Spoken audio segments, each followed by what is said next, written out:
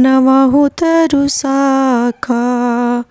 श्री राम जय राम जय जय राम।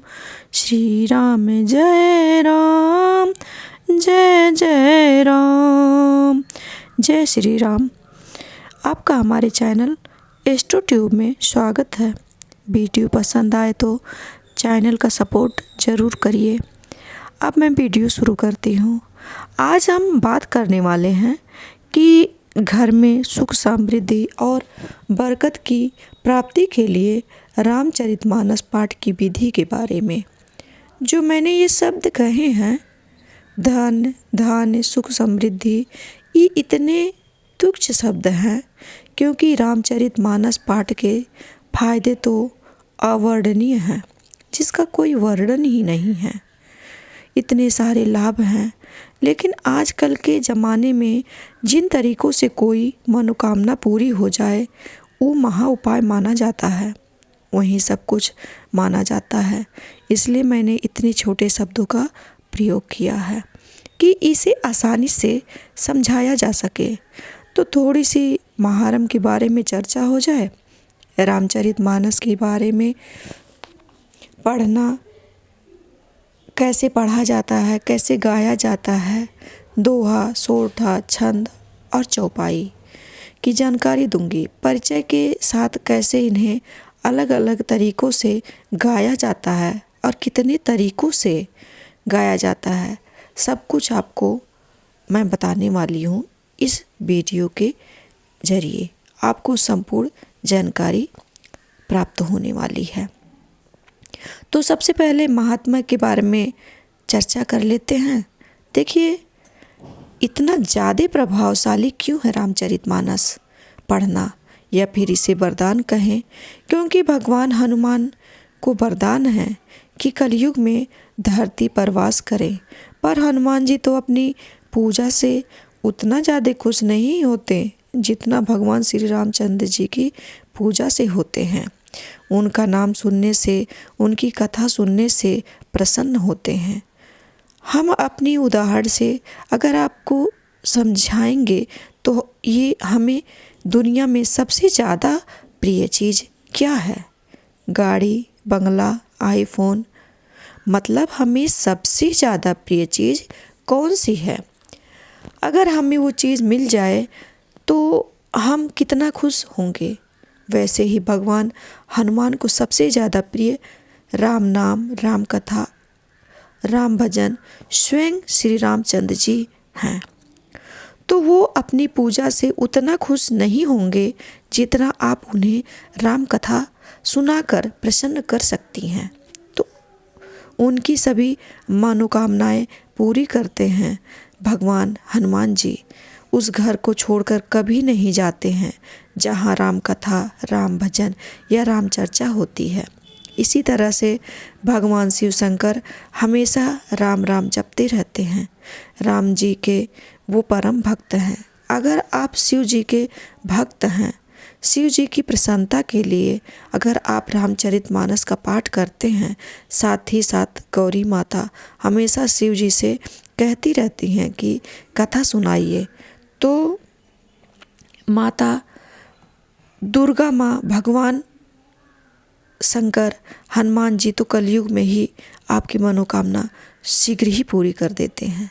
सभी देवी देवताओं की और स्वयं श्री रामचंद्र जी माता सीता से ही प्रसन्न होते हैं। क्योंकि हम अपनी उदाहरण देकर इसलिए समझाते हैं कि सबको सही और सरल भाषा में समझा सके और उन्हें समझ में आ सके। इन सब चीज़ों से भगवान को जोड़ना नहीं चाहिए क्योंकि हम इंसान हैं, लेकिन समझाने के लिए ज़रूरी है कि हम कोई अपनी पुरानी चीज़ों के बारे में या पुरानी तारीफ़ों के बारे में या पुरानी कोई चीज़ सुनाते हैं तो कितना खुश होते हैं कि बचपन में हम ऐसे थे, वैसे थे, एक्सेट्रा कुछ भी। वैसे ही जब हम लीला गायन करते हैं श्री रामचंद्र जी की, तो साथ में सीता माता जो स्वयं लक्ष्मी की अवतार हैं वो प्रसन्न होती हैं। तो अगर लक्ष्मी जी प्रसन्न हो गई तो उसके घर में किस चीज़ की कमी रहेगी? किसी चीज़ की भी नहीं, और हर एक मनोकामना पूरी होती है। तो अगर आप चाहते हैं कि सुख समृद्धि बरकत बनी रहे और आपको मोक्ष की प्राप्ति हो और प्रेम की प्राप्ति हो, आप रामचरितमानस पाठ जरूर करना और करते रहिए। आइए मैं आपको एक बार रामचरितमानस पुस्तक के बारे में बता देती हूँ कि इसे कैसे रखना चाहिए पूजा घर में, और सभी चीज़ों का परिचय करा देती हूँ। इसके बाद रामचरित का मानस का गाकर भी आप लोगों को बताऊंगी किन किन तरीक़ों से गाया जाता है, रामचरितमानस कैसे शुरू किया जाता है, सब कुछ। रामचरितमानस पाठ करने के लिए सबसे ज़्यादा ज़रूरी है, जो ध्यान देने वाली बात है, रामचरितमानस को लाल वस्त्र में लपेटकर सम्मान सहित ही रखना चाहिए। ठीक है, जिस दिन आप नई ग्रंथ लेके आओ उस दिन पुस्तक की अच्छी से पूजा करनी चाहिए। अगर आपके पास सामग्री हो तो षोडशोपचार विधि से, नहीं तो पंचोपचार विधि से भी पूजन कर सकते हैं। जैसे धूप दीप दिखाएं और थोड़ा अक्षत पुष्प अगरबत्ती अर्पित करके भी पुस्तक की पूजा कर सकते हैं। तो देखिए, ये जो पुस्तक है, दूसरे लोग जो देखते हैं इसके रूप पर रंग पे मत जाइए। ये बहुत ही पुरानी पुस्तक है, बहुत बार इससे अखंड रामायण का पाठ हो चुका है, इसलिए ये पूजित पुस्तक है। आपको ही नहीं, हम सबको रामायण पुस्तक का बहुत ही ज़्यादा ध्यान रखना चाहिए। रामचरितमानस पढ़ने के लिए सबसे ज़्यादा ज़रूरी जो वस्तु है वह है लकड़ी का आसन, यानी कि मेरे क्षेत्रीय भाषा में इसे रेहल बोला जाता है। कुछ लोग इसे लकड़ी का पाटा कहते हैं, कुछ लोग इसे धार्मिक ग्रंथ का स्टैंड भी कहते हैं। अब आप लोगों के क्षेत्र में क्या कहा जाता है, कृपया कमेंट में ज़रूर बताएं। तो आपको बता दें कि चाहे वह रेहल ले लो या लकड़ी का पाटा ले लो, कोई आसन पर रख के ही रामचरितमानस का पाठ करना चाहिए।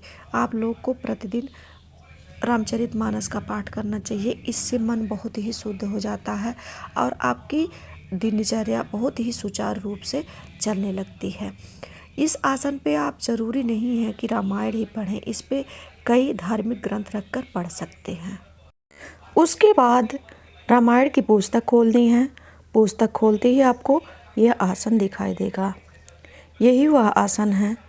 पर ये मत समझना कि आप अगर पुस्तक यानी कि रामायण खरीदते हैं तो यह कपड़ा साथ में मिलेगा, नहीं, यह कपड़ा आपको बाज़ार से खरीदना पड़ेगा। लाल पीला गुलाबी यानी कि जो शुभ कलर होता है उसी का आसन बनाइए, क्योंकि ये भगवान का आसन है। किसी भी नए सूती कपड़े से बना सकते हैं। यह कपड़ा कम से कम 1 मीटर का हो सकता है। यह आसन क्यों रखते हैं हम आपको बता दें। कथा शुरू करने के पूर्व या रामायण पाठ शुरू करने के पहले जहाँ पर हम रामायण पाठ कर रहे हैं वहाँ पर आसन के पास इस कपड़े को रखना होता है। कुछ लोग छोटा सा तख्त टाइप का बनाते हैं और उसी पर आसन बिछा देते हैं, और क्योंकि यह आसन नहीं, स्वयं भगवान का आसन है। इसका अर्थ है कि भगवान यहाँ पे आए और हमारे रामचरितमानस का पाठ सुने। हम उन्हें आमंत्रण देते हैं कि वो आए, आसन ग्रहण करें और इस हमारे जो रामचरितमानस का पाठ है, कथा है, उसको सुने और हमें आशीर्वाद दे। इसी तरह से हमारी पूजा होती है, हम पाठ करते हैं। और कितने दिनों में आप रामचरितमानस पाठ समाप्त कर सकते हैं, इसके कई तरीके हैं। जैसे कि अगर आपको बहुत ज़्यादा जल्दी है कि मेरी मनोकामना जल्दी पूरी हो, तो आप 9 दिन में रामचरितमानस का पाठ समाप्त कर सकते हैं, जिसे नवान पारायण कहते हैं। तो प्रतिदिन आपको जो है 3 से 4 घंटे का समय लगता है नवान पारायण विधि में। दूसरा है मास पारायण विधि। इसका मतलब है कि आप 1 महीने में रामचरितमानस समाप्त कर सकते हैं, जिसमें समय लगता है 45 मिनट से 1 घंटे, और ज़्यादा बड़ा अगर पारायण है तो 1.5 घंटे भी लग जाते हैं।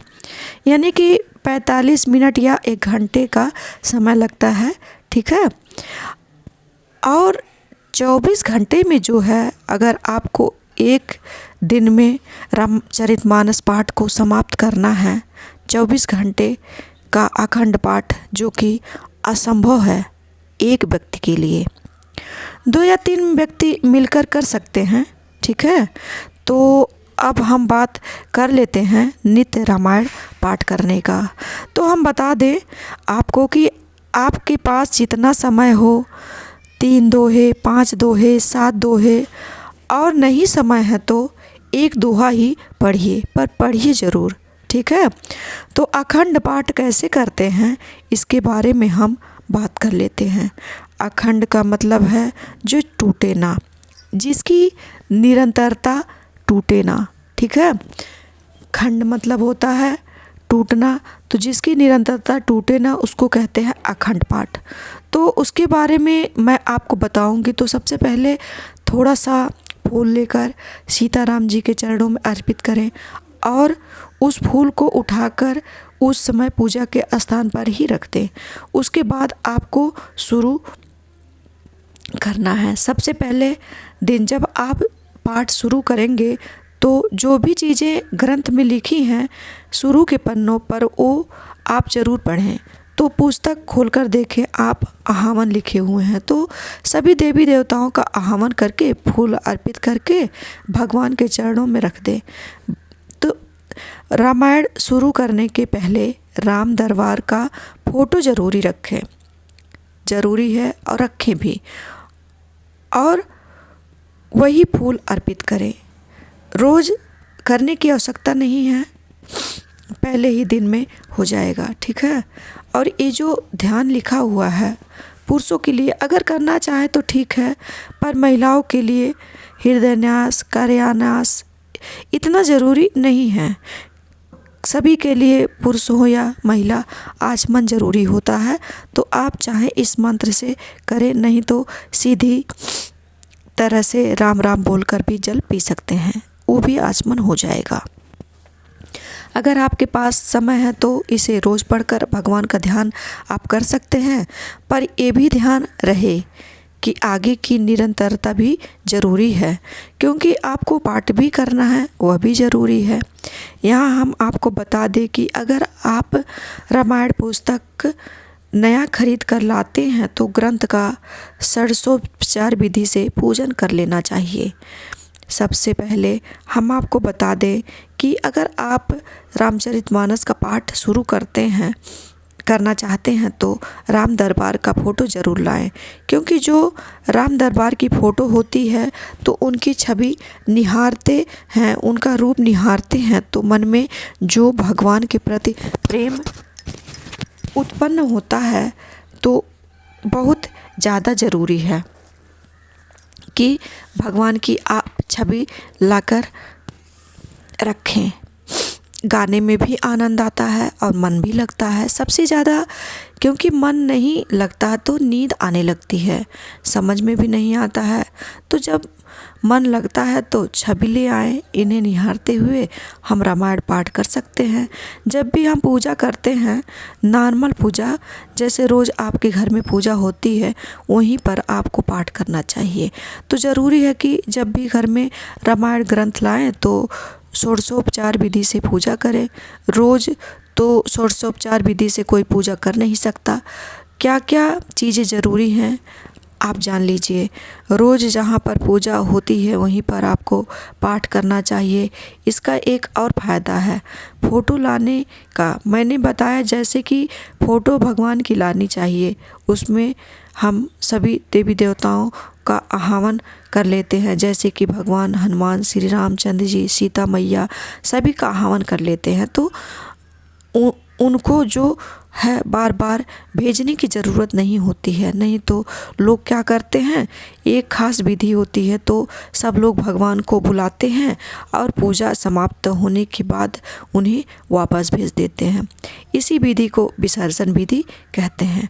तो हमें ये ना करना पड़े कि हम भगवान को वापस भेजें। हम प्रतिमा में भगवान का आह्वान कर लेते हैं। तो चलिए हम अब आप पाठ शुरू करते हैं। जय श्री राम। जो सुमिरत सुधि होई, गणनायक करिवर वदन, करहु अनुग्रह सोई, बुद्धि राशि शुभ गुण सदन। मूक होई बाचाल पंगु, चढ़ई गिरिवर गहन, जासु कृपा सो दहल, द्रवौ सकल कलि महल दहन। नील सरोरुह श्याम, तरुण अरुण बारिज नैन, करहु सो ममोर धाम, सदा क्षीर सागर शयन। कंदु इंदु कुंद इंदु सम देह उमा, रमन करुणा अयन, जाहि दीन परने, करहु कृपा मर्दन मयन।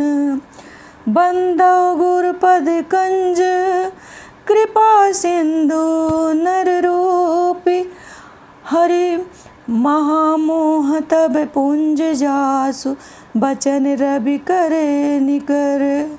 हम आपको दोस्तों यहाँ बता दें कि यहाँ रामायण पढ़ने का कोई विशेष लय नहीं है। आप रामायण पढ़ते पढ़ते जो भी राग पढ़ना शुरू कर दे, जो भी लय आपसे बनता है उसी में आप रामायण पढ़ना शुरू कर दीजिए। बस आपको रामायण पढ़ते पढ़ते आनंद आना चाहिए।